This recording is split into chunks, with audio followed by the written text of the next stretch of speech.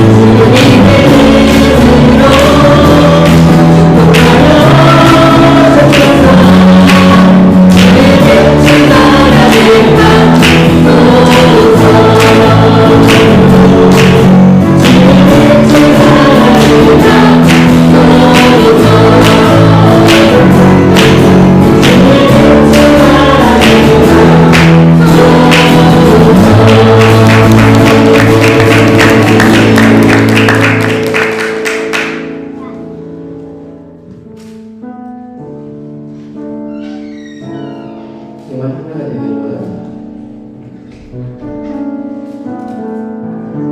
하나가 되기 위해서는 공통점이 있어야 되겠죠. 저희가 사람으로 이 세상을 태어나서 살아가는 것 외에는 솔직히 따지면 다 다릅니다. 생김새도 다르고 성격도 다르고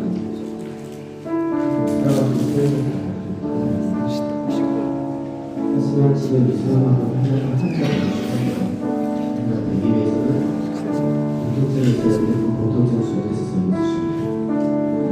주님께서 세상의 사람 이 자리에 부르시고 그리고 말씀하시기를 너는 나의 사랑함이다. 내가 너를 사랑한다. 주님의 사랑이 공통점입니다. 세상에서 서로를 찾고 자기 자신을 찾고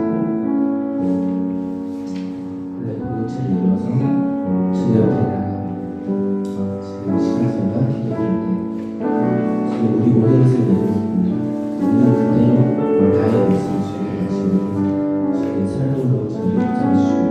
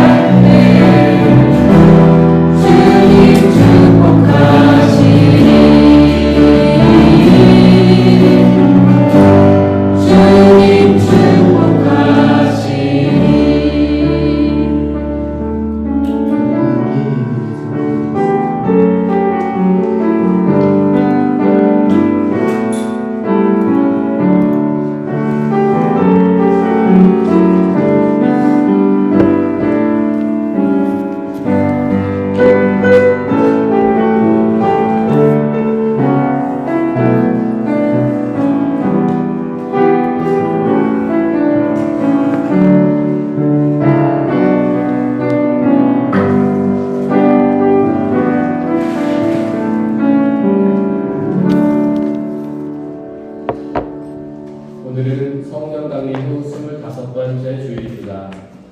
성령 하나님께서는 우리 안에서 역사하시며 예수님이 십자가 세우신 구원을 완성해 가시는 하나님이십니다. 성령 하나님의 충만함을 소망하며 예배 드리겠습니다. 모두 자리에서 일어나십시오.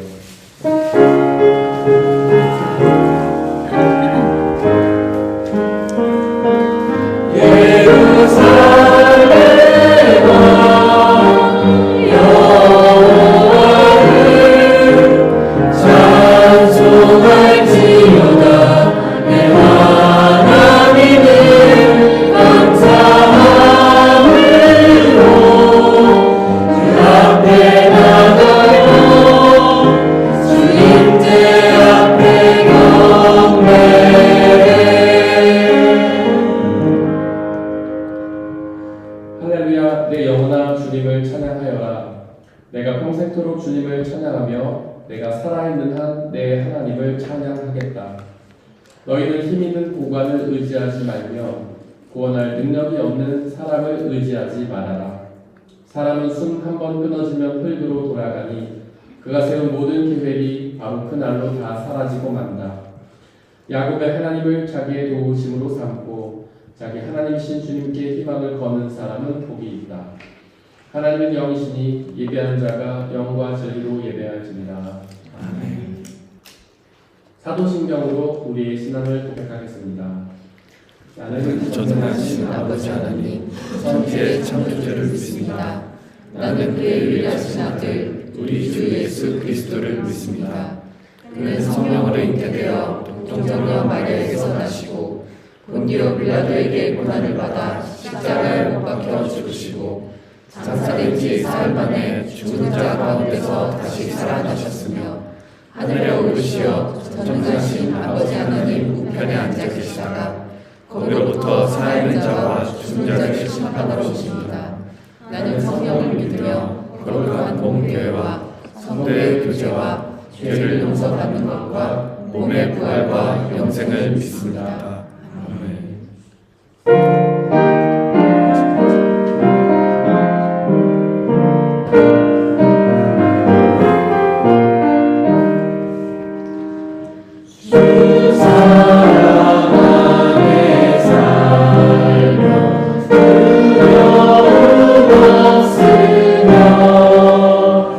그 사랑 변함없어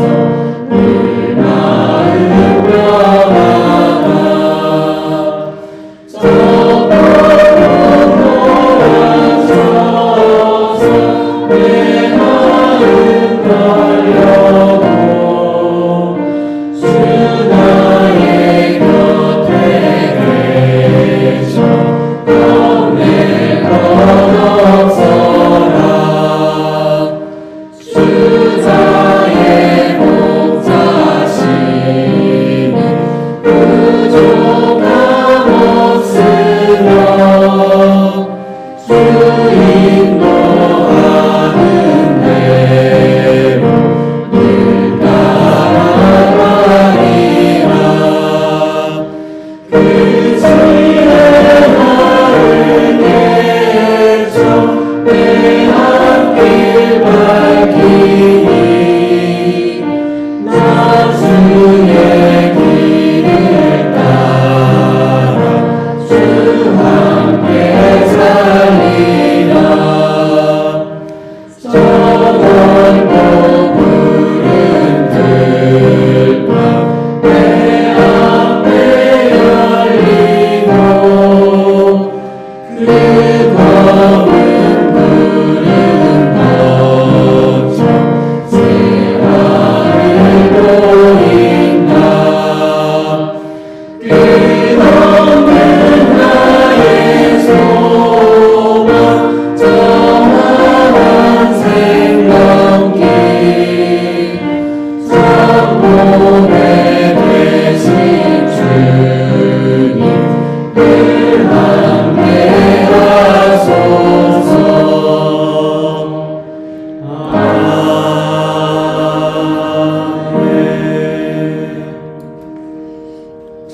우리 주 예수 그리스도의 평화가 함께 예배를 드리고 있는 모든 형제와 자매들에게 함께 하시길 바랍니다. 우리 옆에 있는 분들과 서로 평화의 쌀을 나누고 자리하도록 하겠습니다. 주의 평화가 함께 하시길 바랍니다. 주의 평화가 함께 하시길 바랍니다. 주의 평화가 함께 하시길 바랍니다. 최윤아 집사님께서 우리를 대신해 기도해 주시겠습니다.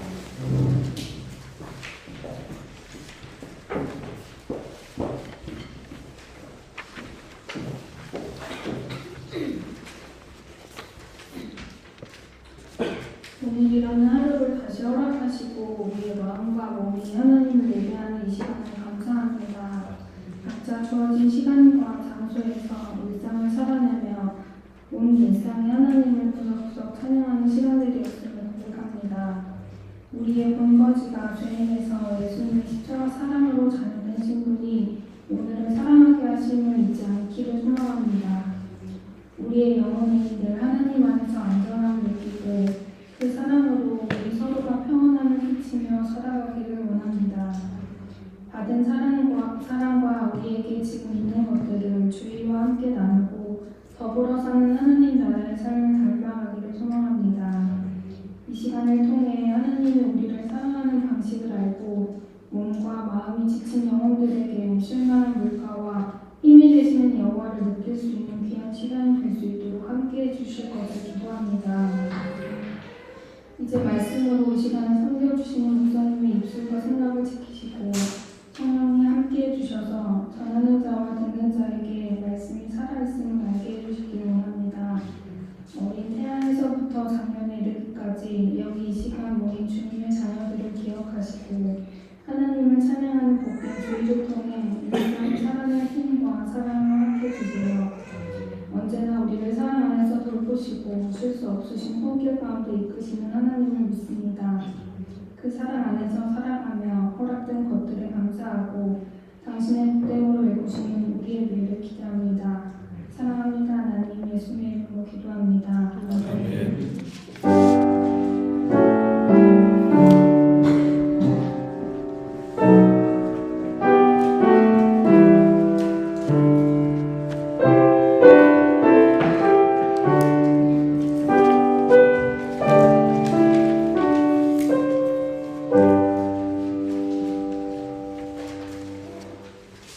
오늘의 1독서는 욥기 3장 1절에서 5절, 4장 13절에서 17절입니다. 모두 주님의 말씀을 들으십시오. 시험원에 나오는 사람들에게 말하였다. 이냐 내가 행복하게 살만한 안락한 가정을 내가 찾아보아야 하겠다. 생각하여보렴.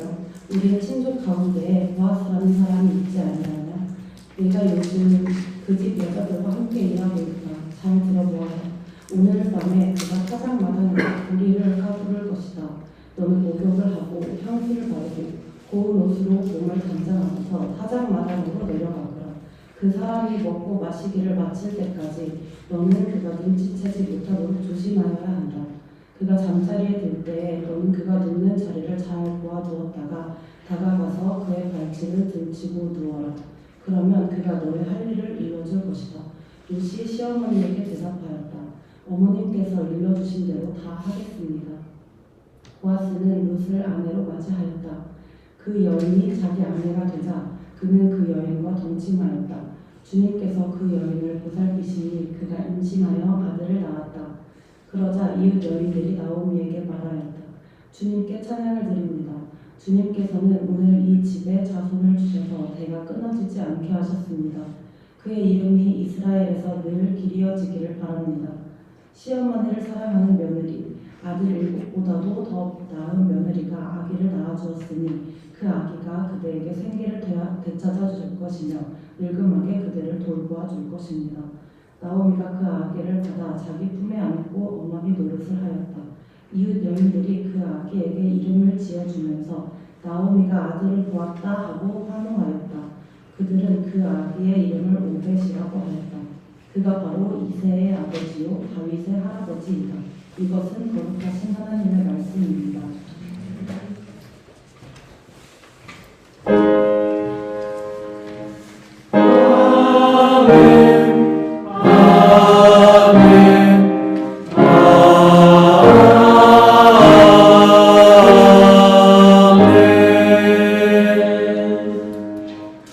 함께 성시교독 하시겠습니다. 여호와께서 집을 세우지 아니하시면 세우는 자의 수고가 헛되며 여호와께서 성을 지키지 아니하시면 자손의 깨어 있으니 헛되도다. 너희가 일찍이 일어나고 늦게 누우며 수고의 떡을 먹음이 헛되도다. 그러므로 여호와께서 내 사랑하시는 자에게는 잠을 주시느니라. 보라 자식들은 여호와의 기업이요 그의 열매는 그의 상급이로다. 젊은 자의 자식은 장사의 수중의 화살 같으니 이것이 그의 화살통에 가득한 자는 복되도다.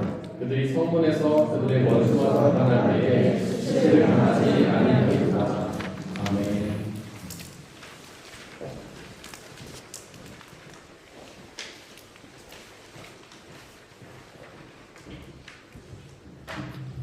오늘의 이 독서는 히브리서 9장 24절에서 28절입니다. 모두 주님의 말씀을 들으십시오. 그리스도께서는 참 성소의 모형이 지나지 않는 손으로 만든 성소에 들어가신 것이 아니라 바로 하늘 성소 그 자체에 들어가셨습니다. 이제 그는 우리를 위하여 하나님 앞에 나타나셨습니다. 대제사장은 해마다 짐승의 피를 가지고 성소에 들어가지만 그리스도께서는 그 몸을 여러 번 바치실 필요가 없습니다. 그리스도께서 그 몸을 여러 번 바치셔야 하였다면 그는 창세 이래로 여러 번 고난을 받아야 하셨을 것입니다. 그러나 이제 그는 자기를 희생 제물로 드려서 죄를 없이 하시기 위하여 시대의 종말에 단 한 번 나타나셨습니다. 사람이 한 번 죽는 것은 정해진 일이요 그 뒤에는 심판이 있습니다. 이와 같이 그리스도께서 많은 사람의 죄를 짊어지시려고 단 한 번 자기 몸을 제물로 바치셨고 두 번째로는 죄와는 상관없이 자기를 기다리고 있는 사람들에게 나타나셔서 구원하실 것입니다. 이것은 거룩하신 하나님의 말씀입니다. 오늘의 산독서는 누가복음 19장 1절에서 10절입니다. 모두 주님의 말씀을 들으십시오. 예수께서 여리고에 들어가 지나가고 계셨다. 삭개오라고 하는 사람이 거기에 있었다. 그는 세관장이고 부자였다. 삭개오는 예수가 어떤 사람인지를 보려고 애썼으나 무리에게 가려서 예수를 볼 수 없었다. 그가 키가 작기 때문이었다. 그래서 그는 예수를 보려고 앞서 달려가서 뽕강에 올라갔다. 예수께서 거기를 지나가실 것이기 때문이었다. 예수께서 그곳에 이르러서 쳐다보시고 그에게 말씀하셨다. 삭개오야 어서 내려오너라. 오늘은 내가 네 집에서 묵어야 하겠다. 그러자 삭개오는 얼른 내려와서 기뻐하면서 예수를 모셔드렸다. 그런데 사람들이 이것을 보고서 모두 수군거리며 말하였다. 그가 죄인의 집에 묵으려고 들어갔다. 삭개오가 일어서서 주님께 말하였다. 주님 보십시오. 내 소유의 절반을 가난한 사람들에게 주겠습니다. 또 내가 누구에게서 강제로 빼앗은 것이 있으면 4배로 하여 갚아주겠습니다. 예수께서 그에게 말씀하셨다. 오늘 구원이 이 집에 이르렀다. 이 사람도 아브라함의 자손이다. 인자는 잃은 것을 찾아 구원하러 왔다. 이것은 거룩하신 하나님의 말씀입니다. 아멘.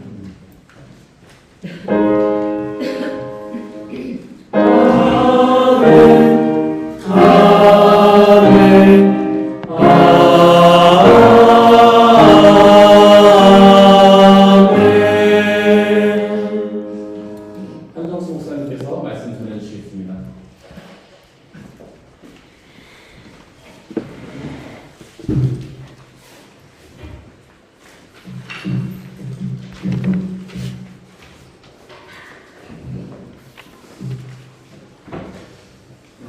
사랑수자도 성교회 중학교 성도여러분 반갑습니다. 여러분, 여러분이 갖고 있는 단점 때문에 혹시 고민인 분이 계십니까? 단점은 아니지만 혹시 채워지지 않는 허전함이 있으십니까? 가을이라서 허전함 많이 타시죠? 제 아들도 키가 좀 더 크기를 원하는데 그것 때문에 이것저것 시도를 좀 많이 합니다. 원하는 것이 잘 채워졌으면 좋겠지만 그렇지 않은 경우도 많이 보게 됩니다. 오늘 본문에서는 키 작은 사람 한 명을 소개하고 있습니다. 그 이름을 다 알고 계시죠? 바로 삭개오입니다. 그 얘기는 뭔가 채워지지 않는 것이 있었던 것 같습니다. 그래서 삭개오는 주님을 만나보길 원했던 사람이었습니다. 여러분, 심리학 용어 중에 삭개오 콤플렉스라는 말이 있습니다. 저도 오늘 말씀을 준비하면서 알게 된 용어입니다. 우리말을 좀 더 쉽게 풀어보면 삭개오의 열등의식 정도로 이해할 수 있습니다. 그 설명에 따르면 신체적 결함에서 오는 열등감이 삭개오의 병이었다라는 거죠. 그 병 때문에 행복하지 않았다라는 겁니다. 그런데 성경을 잘 살펴보면 삭개오가 키가 작아서 컴플렉스를 갖고 있었다라고 직접적으로 언급하는 부분은 없습니다. 그렇게 보는 이유는 성경을 읽은 사람들에게서 나온 해석에서 비롯된 것이죠. 그렇지만 그 이유는 확실하지 않습니다. 오늘 본문 3절의 근거에서 바라보면 그가 키가 작아서 예수님을 볼 수 없었다라는 것에서 기인하였습니다. 정확하게 그것이 그의 컴플렉스였는지는 모르지만 그에게 불편함을 안겨준 부분이었음은 명백한 사실이기도 합니다. 그는 자신의 작은 키 때문에 많은 인파 속에서 예수님을 직접 볼 수 없었습니다. 그래서 앞서가서 뽕나무 위로 올라간 선택을 해야만 했습니다.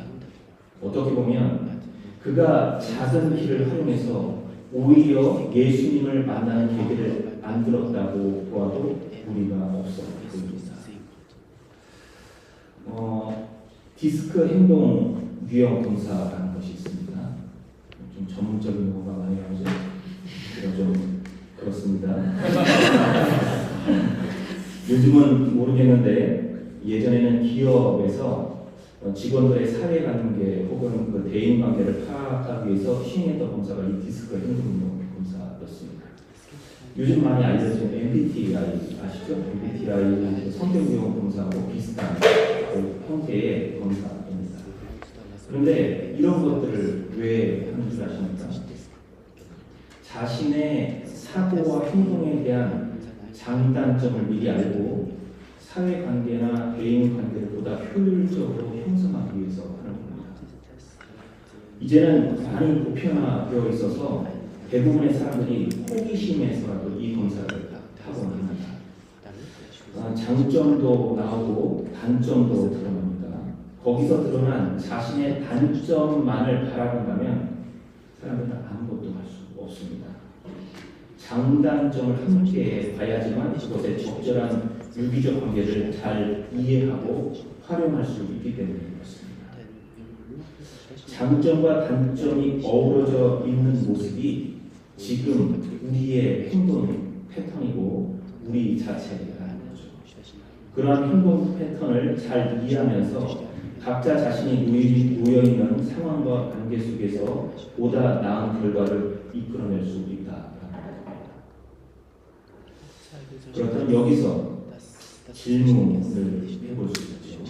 삭개오에게 키가 작은 것이 진짜 컴플렉스였을까? 아니면 그에게 다른 컴플렉스가 있었을까?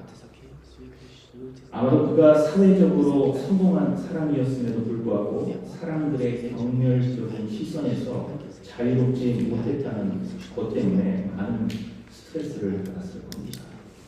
그 당시의 역사적 배경을 알고 나면 좀 더 이해가 쉬워집니다. 신약 성경에 세리라는 직업이 자주 등장합니다. 예수님의 제자 중에 마태도 세리였습니다. 그리고 오늘 말씀에 등장하는 삭개오는 그 세리들을 대표하는 세리장이었죠. 당시 로마 정부의 세금 징수 방식이 조금 남달랐습니다. 로마에 바쳐야 하는 세액이 정해져 있었고 그 액수만 맞추어서 상납하면 세리가 자기 멋대로 그 이상의 금액을 정해서 거두어도 묵인해 주었다라는 겁니다. 당시 세리들은 세금을 거두어 들이면서 많은 돈을 착복했기 때문에 이스라엘 백성에게 원성을 샀습니다. 거기다가 그 시대의 세리들은 이교도와 자주 왕래했기에 율법적으로 부정한 자라고 규정되었습니다. 그래서 그들은 유대 사회에서 죄인, 창기, 이교도인과 같은 부류로 취급받았습니다. 그것이 의미하는 것이 뭔지 아십니까? 삭개오가 정결한 무리, 아브라함의 자손에 속하지 못한다는 것이었고 구원받을 민족에서 배제되었다라는 의미였습니다. 한마디로 이야기하면 무시당한 거죠. 오늘 말씀 누가복음 9장 2절에서 보면 삭개오를 이렇게 소개합니다. 그는 세리장이고 부자였다. 이것이 바로 위에서 언급한 것들을 가리키는 겁니다. 그에게 권력이 있었고 돈의 힘이 있었고 그가 로마 시대 기득권자에 속한 사람이었음에도 불구하고 이스라엘 민족은 그를 부정한 자, 구원에서 제외된 자라고 여겼다는 겁니다. 여러분, 세리라고 하면 무엇이 생각나십니까? 지금 말로 하면 세무서 직원입니다. 숫자를 계산하고 문자를 읽고 기록할 수 있는 사람이었다라는 말입니다. 우리가 속한 독일이나 한국 사회는 문맹률이 상당히 낮아서 글을 읽고 숫자를 계산하는 것이 그렇게 크게 와닿지 않습니다. 그런데 중세 시대만 하더라도 독일에서의 문맹률은 95%에서 97%에 달했습니다. 일반인들은 거의 읽고 쓰지 못했다는 말이죠. 그런데 예수께서 활동하시던 신약 시대는 어땠을 것 같습니까? 지금과 같은 보편적인 교육을 받을 수 있는 기관이 존재하지 않았습니다.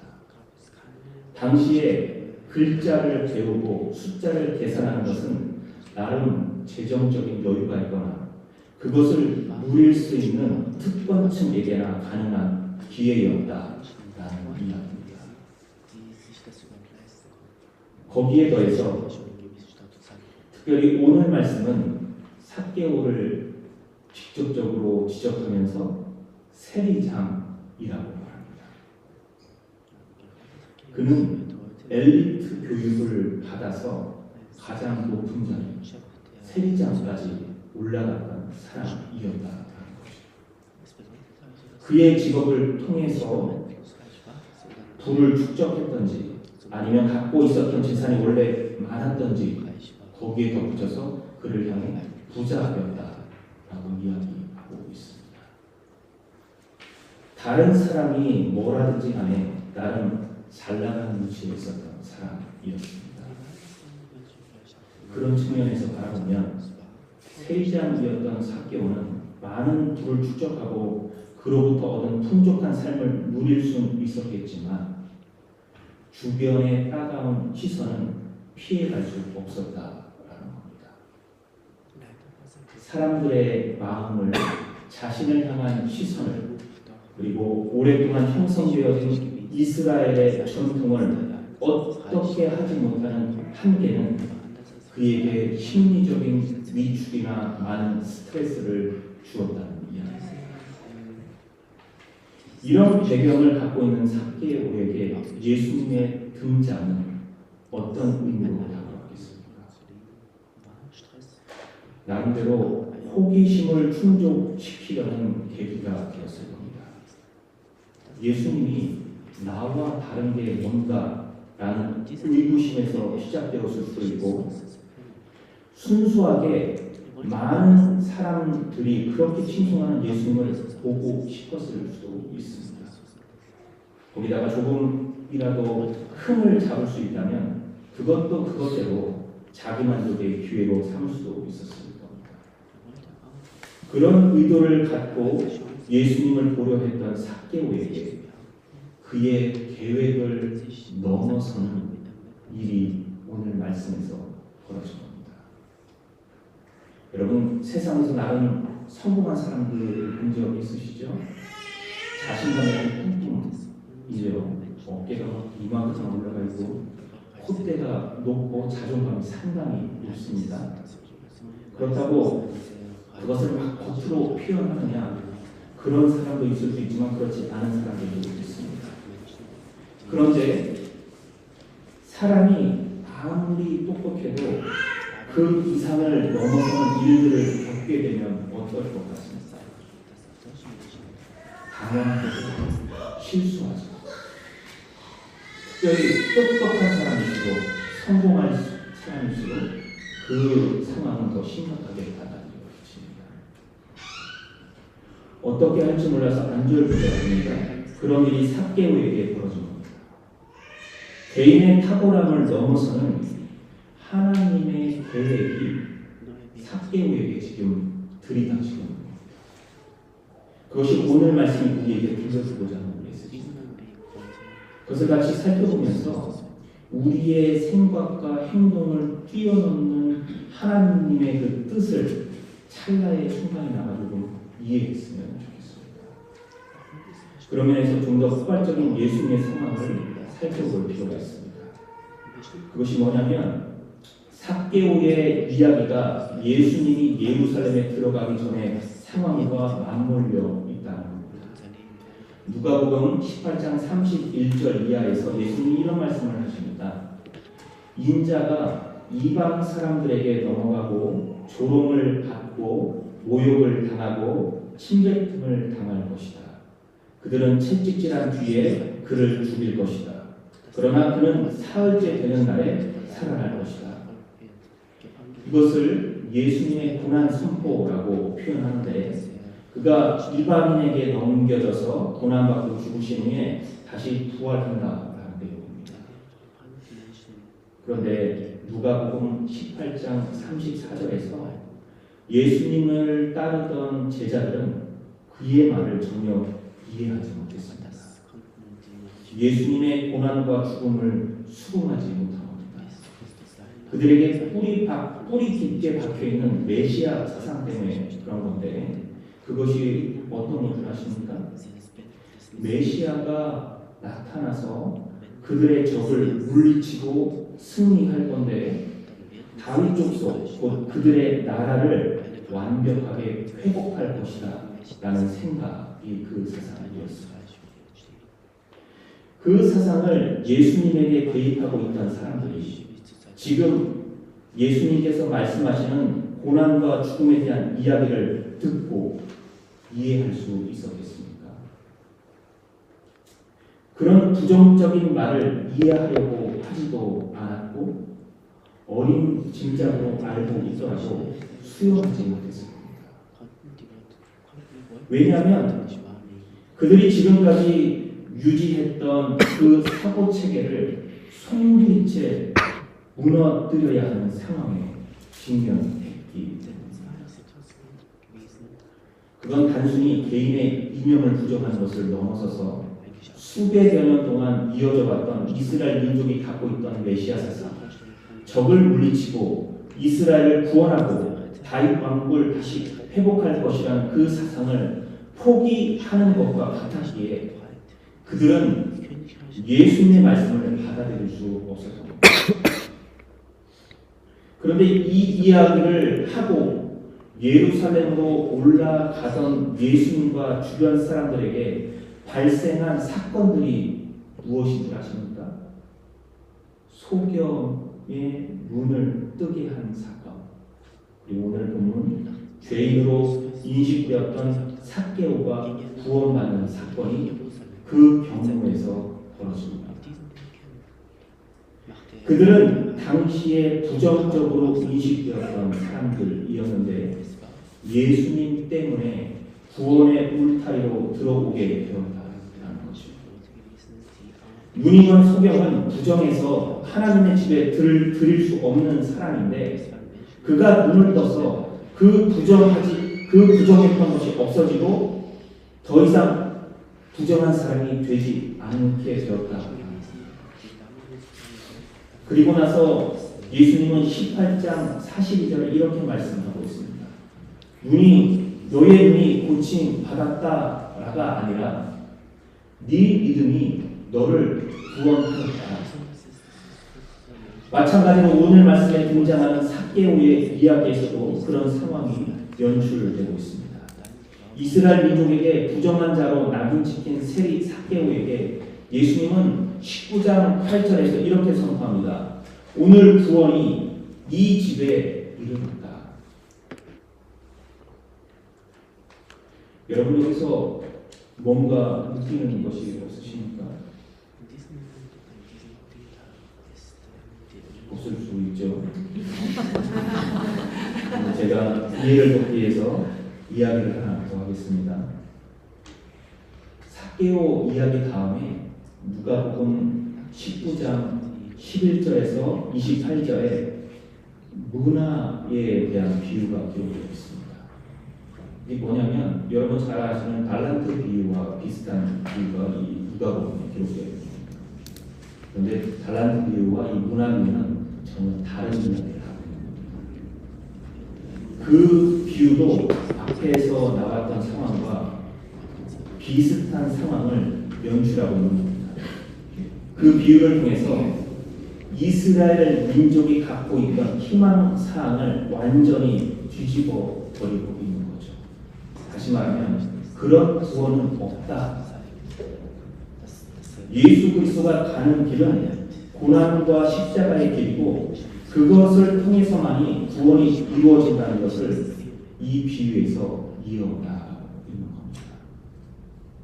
당연히 예수님의 제자들도 그 당시에 기득권층도 지도자들도 결코 이것을 인정할 수 없었습니다. 그것을 인정하는 순간 자신들의 신앙을 모두 포기해야 할 상황이 벌어질 수도 있는 거였기 때문입니다.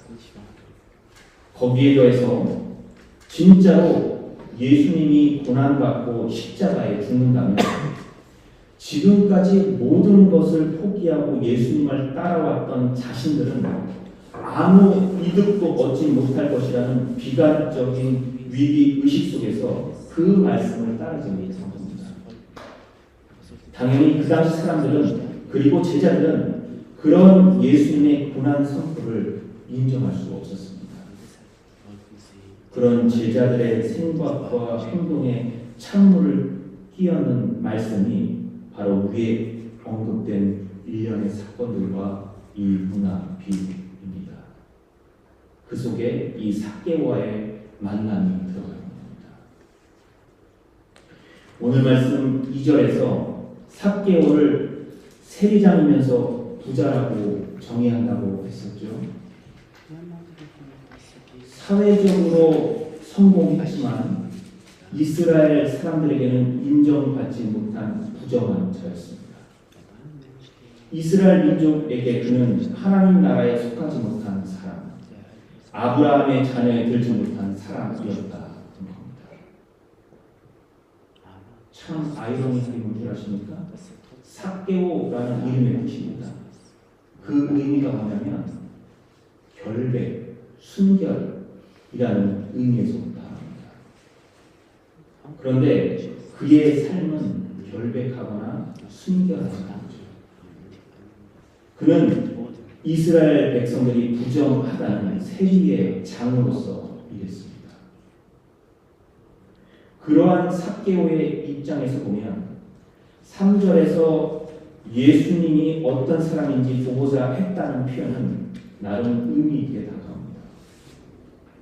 그래, 너는 얼마나 잘났는지 한번 보자. 그런 의미가 다가온다라는 겁니다. 사회적으로 나름 성공가도를 달리고 있던 세리장이면서 부자였던 삭개오도 사람들이 부정한 자라고 욕하는 상황에서 예수님이 자기가 있는 지역을 지나가시다는 이야기를 들었을 때 그가 얼마나 대단한지를 보고 싶었다라는 겁니다. 이런 생각에 근거해서 삭개오를 들여다보면 예수는 어떤 사람인가? 사회적으로 성공한 사람인가? 자신처럼 부자인가? 그 이상이 무엇이 있는가? 그에게는 무엇이 있기 때문에 사람들이 그를 그렇게 따르는가? 라는 궁금증이 있었다. 그와 더불어서 이 정도의 나도 안 되는데 당신이 나보다 잘났으면 얼마나 잘났어? 라는 자격지심의 모습도 거기에 포함되어 있었다라는 거죠. 그런 총체적인 생각 속에서 그는 예수님을 보기 원했습니다. 그렇다면 삭개오의 이런 생각이 그의 행동이 어디에서 무너져 버립니까?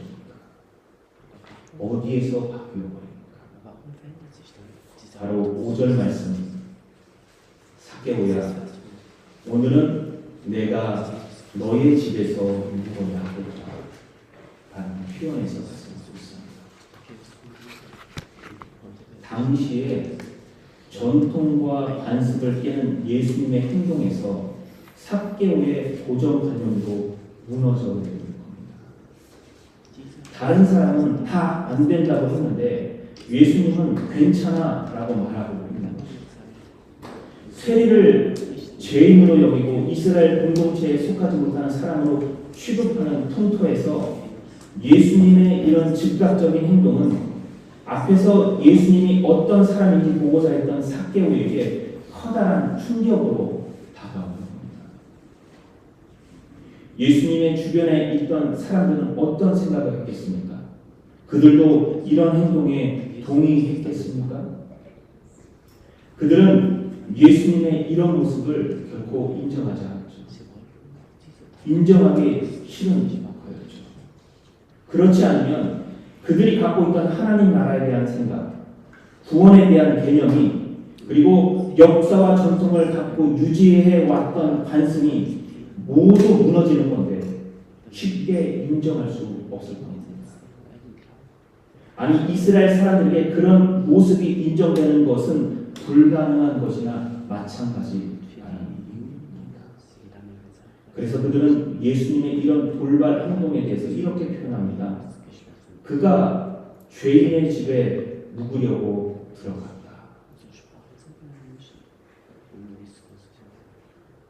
사람들의 고집과 아집은 의외로 잘 바뀌지 않습니다. 예수님은 자신이 고난받고 십자가에 죽으셔야 한다고 계속 이야기하지만 사람들이 생각하는 그리스도란 세상의 불의를 완전히 쓸어버리고 개선장군처럼 승리를 쟁취하는 찬란한 모습이어야만 했습니다. 그런데 자꾸 죽음만을 얘기하고 나약한 모습을 제시하는 예수님을 그들은 받아들이기 힘들었습니다. 아니 받아들이기 싫었던 거죠. 그들은 누구보다도 간절하게 하나님의 구원을 기다려왔지만 누구보다도 하나님의 개입하심에 있어서 방해꾼이 되었고 장애물이 되어버린 겁니다. 여러분 이것이 그들만의 문제겠습니까? 여기서 우리는 자신의 아무것도 희생하지 않으려는 이스라엘의 지도자들, 이스라엘 사람들에 비교해서 삭개오의 행동을 한번 바라볼 필요가 있습니다. 예수를 그리스도로 인정한 삭개오, 구원자로 인정한 삭개오의 모습은 어떻게 변화합니까? 그는 이렇게 말합니다. 8절에서 주님 보십시오. 내 소유의 절반을 가난한 사람들에게 주겠습니다. 또 내가 누구에게서 강제로 빼앗은 것이 있으면 4배로 갚아주겠습니다. 여러분, 잘못을 인정하는 사람들도 이런 행동을 하기는 쉽지 않습니다. 그게 삭개오에게 가능했던 이유는 무엇입니까? 그런 구원자는 필요 없습니다 라고 사람들이 말할 때 예수님이 자신과 같은 죄인도 구원받을 수 있다고 바라봐 주었기에 가능한 결단이었다. 거기서 그분이 말하는 구원, 그분이 말하는 하나님의 나라, 그분이 가시는 고난의 길이 인정되어졌기에 세리장이면서 부자였던 삭개오가 자신의 재산도 하나님 앞에 거리낌 없이 기꺼이 내놓을 수 있었다라고 성경은 우리에게 말하고 있는 겁니다. 그런 삭개오를 향해서 예수님의 선포는 쐐기를 박는 행동이었죠. 9절에서 오늘 구원이 이 집에 이르렀다. 이 사람도 아브라함의 자손이다. 사람들이 보기에는 죄인의 집이었던 그 집이 예수님이 보기에는 구원의 집이 되었고, 사람들이 보기에는 세리장인 삭개오가 구원의 울타리에 속할 수 없는 죄인이었지만 이제 예수님이 보기엔 가장 하나님의 집에 합당한 사람, 그 울타리, 곧 아브라함의 자손이 되었다라는 것입니다. 10절에 예수님이 이렇게 말씀하십니다. 인자는 잃어버린 것을 찾아 구원하러 왔다. 이 표현은 앞서 언급했던 누가복음 18장 31절에 고난과 십자가를 언급하시는 예수님의 말씀과 연결됩니다. 세상을 구원하기 위해서 고난을 선택하셨다는 예수님의 말씀이 곧 잃어버린 것을 찾아 구원하는 행동으로 이어지고 있는 겁니다. 이스라엘의 지도자들은 그것을 인정하지 못했고 이스라엘 백성은 그들의 전통과 다른 예수님의 이런 고난받는 그리스도에 대한 개념을 받아들이지 못했지만 오히려 죄인 취급받았던 삭개오가 지금 예수님으로부터 구원받은 존재로 인정받음으로 그 구원이 실제로 일어나고 있음을 보여주고 있는 것입니다. 사랑하는 성도 여러분, 오늘 말씀을 통해서 누가 진짜로 컴플렉스를 갖고 있는 사람입니까? 우리는 삭개오가 갖고 있던 컴플렉스를 찾아보려고 했는데 실제로 예수님의 구원의 길을 이해하지 못하던 사람들, 예수께서 가시려는 길을 막고 있던 사람들을 발견하게 되었습니다. 곧 그들의 컴플렉스를 보게 되었다는 말이죠. 오늘 말씀은 지금 우리에게도 적용해 볼 수 있습니다. 어떤 목사님이 이런 말씀을 하시더군요. 자기가 좋아하는 사람을 만나고 좋아하는 음식을 먹고 좋아하는 취미를 갖고 좋아하는 봉사를 하는 것은 세상 사람 누구나 다 한다라는 겁니다. 그런 사람이 좋은 사람일 수는 있어도 하나님의 사람으로 착각해서는 안 된다라는 거죠. 하나님의 사람이란 내가 정한 틀, 내가 정한 규정을 넘어서 하나님이 원하는 대로 내 행동도 말도 규정도 맞추어가는 사람이어야 한다. 오늘 다루고 있는 삭개오의 이야기는 이처럼 그것이 이해가 안 되어도 따라갈 수 있겠니? 라고 우리에게 질문을 던지고 있는 겁니다. 여러분, 예를 들어서 쉬운 것부터 찾아보면 찬양할 때 처음에는 손을 드는 것조차 힘들 수 있죠. 기도할 때 소리 내는 것조차 못할 수 있습니다.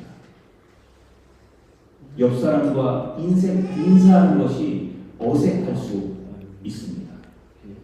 그런데 만약 그것이 하나님의 뜻이라면, 하나님이 나에게 그렇게 하라고 말씀하신다면 내 원초적인 본능과 다르게 억지로라도 한 걸음 내딛는 찬양이, 기도가, 인사의 나눔이 우리를 하나님 뜻에 순종하는 사람으로 조금 더 가까이 다가가도록 만들어야 한다라는 이야기입니다.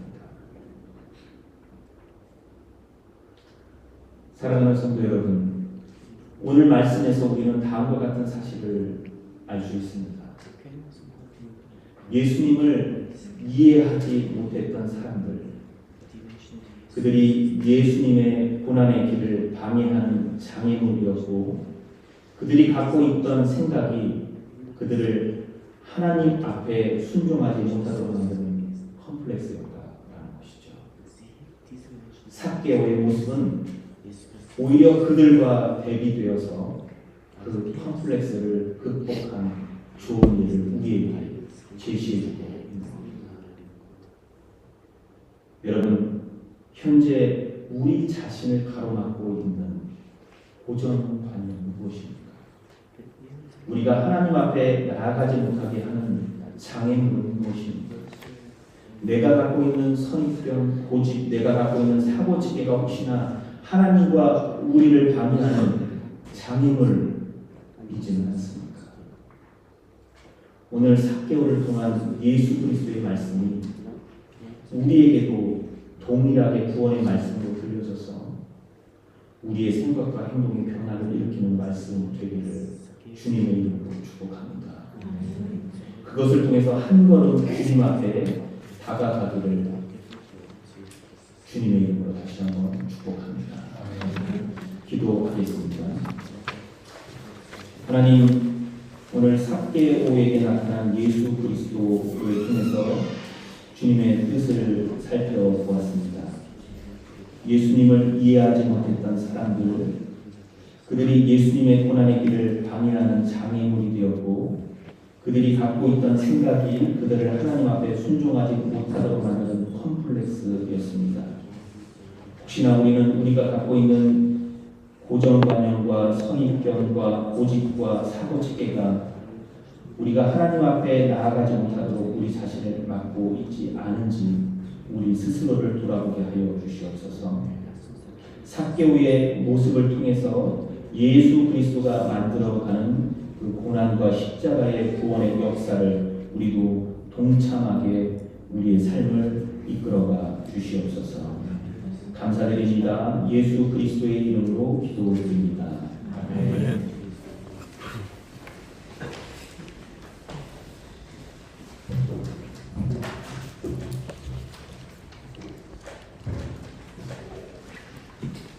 주님이 가시기로 함께 기도하겠습니다.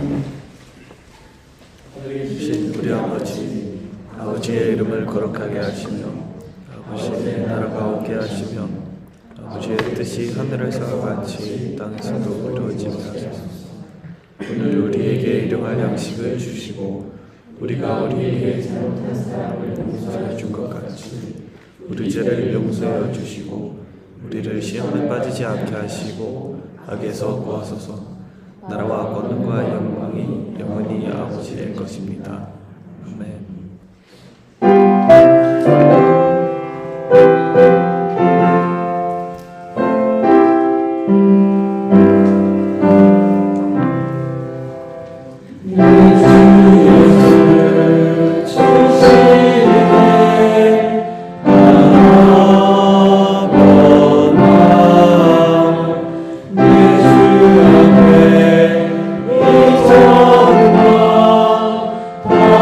내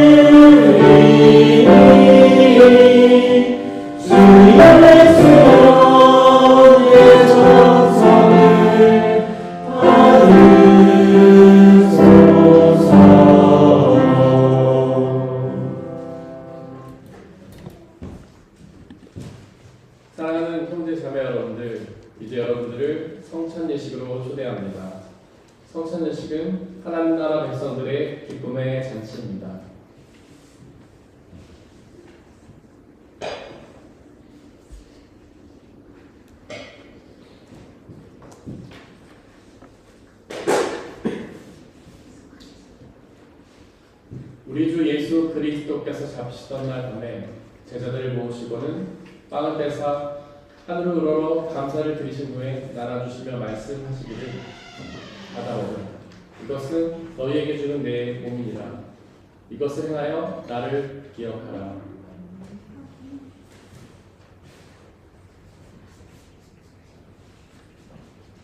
또한 예수께서는 잔을 가지사 하늘을 우러러 감사를 드리신 후에 나눠주시며 말씀하시기를 받아 마시라. 이것은 너희의 죄를 사하기 위하여 흘리는 나의 피 곧 언약의 피니라. 이것을 행하여 나를 기억하라.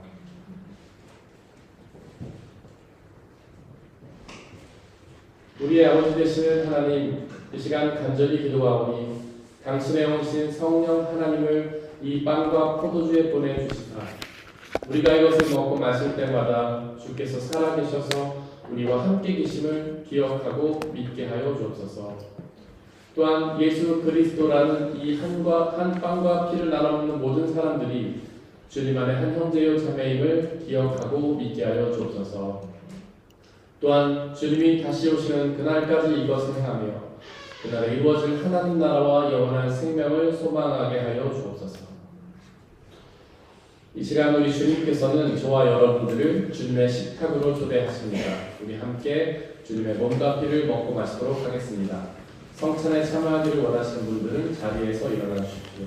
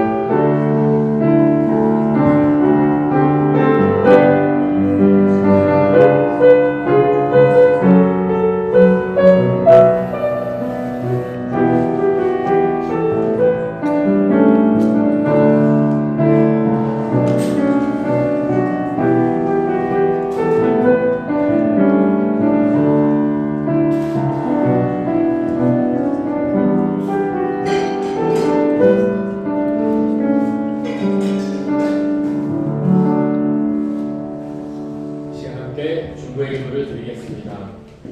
먼저 이 지구상에 있는 모든 피조물들을 위해서 기도해 주시기 바랍니다. 그들 모두가 하나님께서 사랑하셔서 손수 창조하신 피조물임에도 불구하고 아직 주님의 복음을 알지 못해 여전히 어둠 속에서 고통당하고 있습니다. 그들 모두에게 우리 주 예수 그리스도의 복음의 빛이 비춰져서 그들 모두가 복음의 빛이 주시는 구원의 은혜를 경험하게 해달라고 기도해 주시기 바랍니다. 우리 교회 공동체를 위해서 기도해 주십시오. 비록 부족하고 연약한 사람들의 모임이지만 성령 하나님의 은혜로 함께하여 주시사 모두가 복음의 은혜를 누리며 그 복음의 은혜를 이웃들에게 전하는 사명 감당하게 해달라고 기도해 주시기 바랍니다. 옆에 있는 분들 한 사람 한 사람 위해서 기도해 주십시오. 그들 모두가 예수 그리스도를 온전히 믿고 의지하고 성령의 충만함을 통하여 그분이 주시는 구원과 자유와 기쁨을 누리게 해달라고 기도해 주십시오. 우리 함께 중보의 기도를 드리겠습니다. 하나님, 이 세상에 있는 모든 피조물들을 위해 기도합니다. 그들에게 예수 그리스도의 복음의 빛이 비춰지게 하여 주소서. 우리 지금 죄악의 어둠 속에서 고통당하고 있습니다. 결말을 알지 못해 아파하고 있습니다. 세상의 짐 속에서 두려워하고 불안하며 부담스러워하고 있습니다. 성령 하나님 그들과 함께하여 주옵소서. 예수 그리스도의 복음의 빛이 그들에게 비춰지게 하여 주옵소서. 그들 모두가 예수 그리스도의 참된 구원의 은혜를 누릴 수 있게 아버지 하나님 역사하여 주시옵소서. 모두가 주님께 구하고 모든 컴플렉스와 아픔을 집어넣고 모두 예수님의 은혜를 받아들이는 귀한 은혜의 시간이 되게 아버지 역사하여 주시옵소서. 우리 성도와 사랑하는 사람을 구역하여 주옵소서. 그들에게 주의 은혜의 빛을 내시어 주옵소서. 그들 모두가 주님이시는 참된 구원을 누리고 기쁨과 감사 속에 나올 수 있는 복된 은혜를 그들에게 허락하여 주시옵소서. 오직 주님 감사하며 만족하여 주님의 시간이 될 수 있도록 아버지 하나님께서 역사해 주옵소서. 성령 하나님의 은혜가 지금부터 영원토록 우리에서 함께 하시고 그대로 인하여 기뻐하고 감사하는 복된 삶을 살 수 있도록 아버지 하나님께서 역사해 주시고 인도하여 주시옵소서. 성령을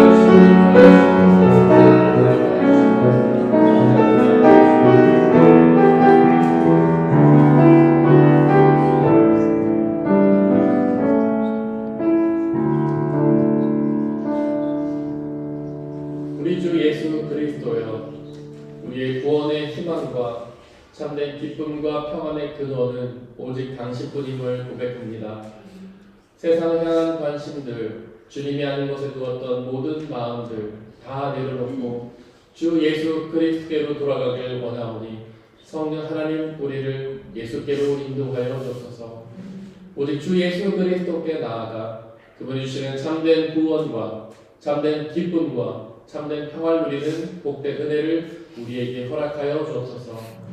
드려진 물질을 놓고 기도합니다. 지금 우리가 받아들이고 있는 그 모든 것들이 나의 노력의 대가로 얻어진 성과가 아니라 주님이 주시는 은혜의 선물임을 고백하며 그 중에 일부를 다시 주님께 되돌려드리는 그 모든 손길들을 축복하여 주옵소서. 그 삶을 통하여 늘 동행하시며 그들이 가장 필요하고 적절한 은혜로 채워 주옵소서. 이 물질이 오직 하나님 나라와 영광만을 위해 쓰이게 하시고 물질이 쓰여지는 곳곳마다 하나님의 나라가 확장되고 믿는 사람들의 숫자가 더욱 많아지는 주님의 역사 허락하여 주옵소서. 우리에게 언제나 항상 가장 좋은 은혜 주시는 주님께 감사드리며 우리 주 예수 그리스도의 이름으로 기도드렸습니다. 네, 지금은 저희 김장 선교 보고하는 시간입니다. 저희 지난 일주일 동안 여러분들의 중보와 후원으로 김장 선교 잘 다녀왔습니다. 근데 올해는 특별히 보고자가 앞에 나와서 보고하지 않고 영상으로 대체를 하려고 합니다. 저희가 준비한 영상이 좀 긴데 오늘은 맛배기로 잠깐 보여드리고 풀 영상은 저희가 다음에 유튜브를 통해서 여러분들에게 링크를 보내드리고 보는 것으로 하겠습니다. 우리 함께 영상 보시겠습니다.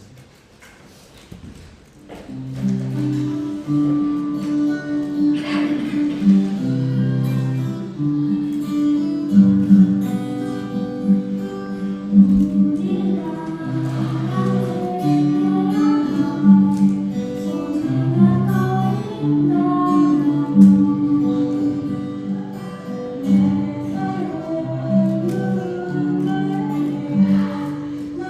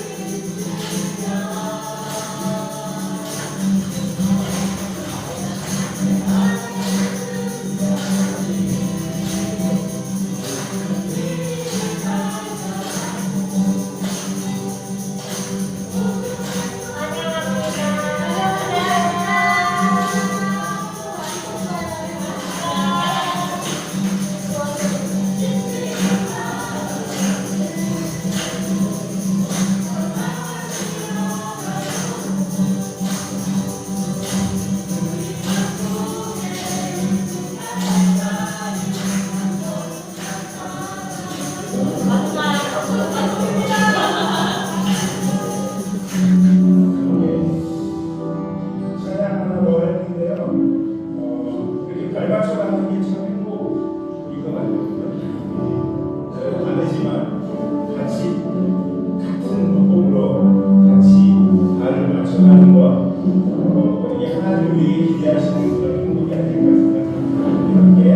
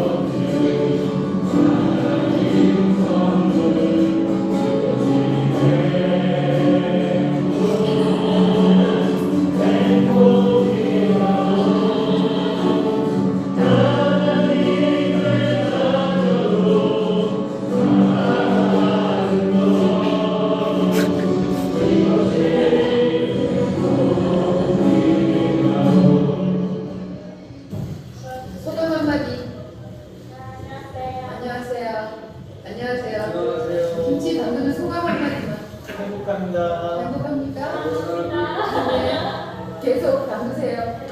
김치 담그는 소감 한마디. 소감이요? 네, 소감. 소감이 없어. 빨리 말해요. 자, 김치 담그는 소감 한마디. 네, 너무 좋습니다. 좋습니까? 계속 담으세요. 목사님 소감 한마디. 재밌습니다. 재밌습니까? 계속 담으세요. 네, 선교사님 김치 담그는 소감 한마디. 너무 좋습니까? 처음으로 이렇게 많은 기사를 해서 그 선교사님들하고 나눌 수 있어서 짠! 짱입니다. 네, 계속 담으세요, 김치. 집사님 소감 한마디.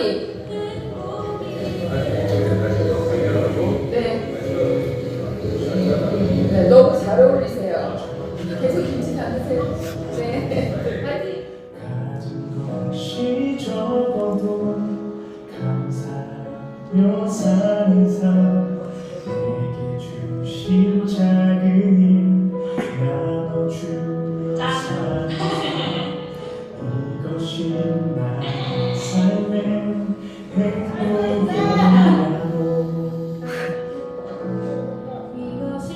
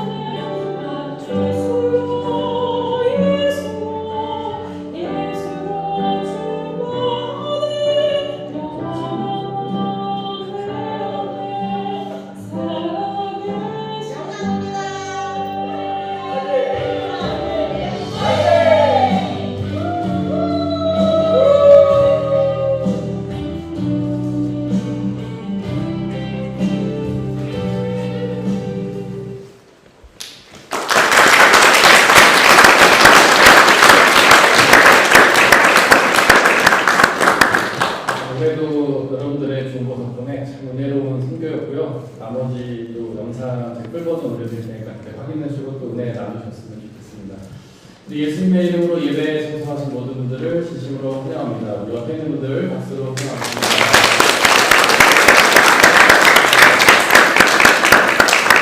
또 귀한 분이 저희 교회에 방문해 주셨는데 우리 박소중 김희지 집사님의 지인이신 박성환 목사님, 전유준 사모님, 박소희 어린이 진심으로 환영합니다.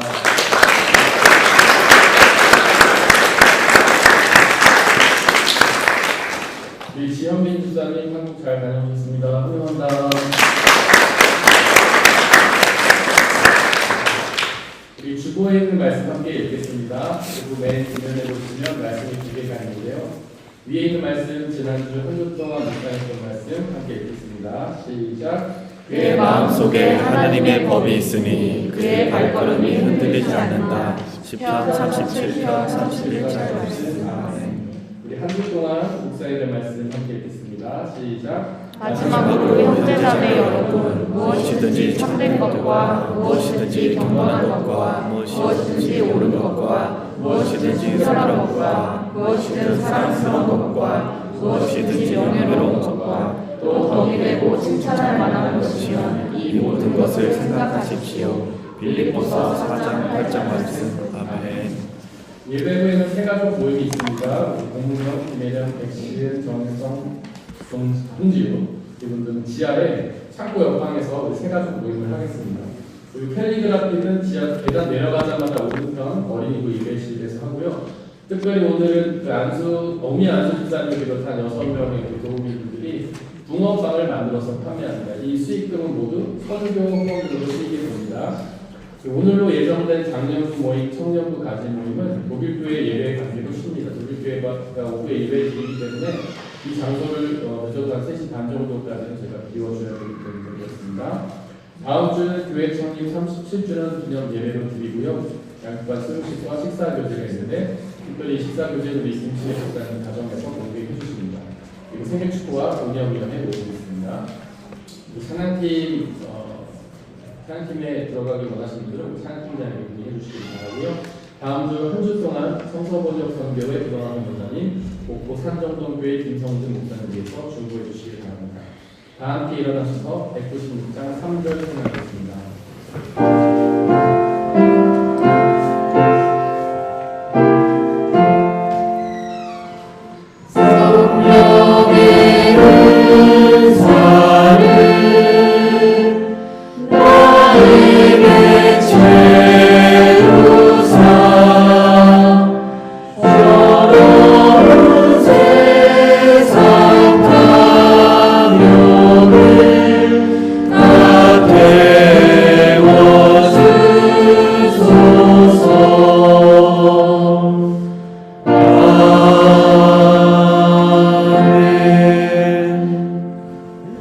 사랑하는 형제 자매 여러분들, 하나님께 예배를 드렸으니 이제 세상으로 나아가십시오. 오직 그곳에서 예수 그리스도만을 믿고 따르며 살아가시기를 바랍니다. 비록 우리의 삶이 쉽지는 않겠지만 우리와 항상 함께 하시는 성령님을 의지하고 그분이 주시는 평안함과 자유함에 거하시기를 바랍니다. 한정수 목사님께서 축도해 주시겠습니다.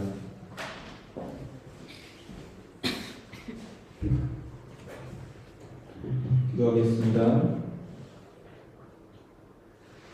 여호와는 내게 복을 주시고 너를 지키시기 원하며 여호와는 그 얼굴로 내게 비추사 은혜 베푸시기 원하며 여호와는 그 얼굴을 내게로 향하여 두사 평강 주시기를 원하노라. 지금은 우리 구주 예수 그리스도의 은혜와 하나님 아버지의 지극하신 사랑과 성령의 교제케 하시니 오늘 예배 가운데 하나님의 뜻을 알고 돌아가는 성도들과 이 교회 가운데 지금부터 영원히 함께 하시기를 간절히 축원하옵나이다. 아멘.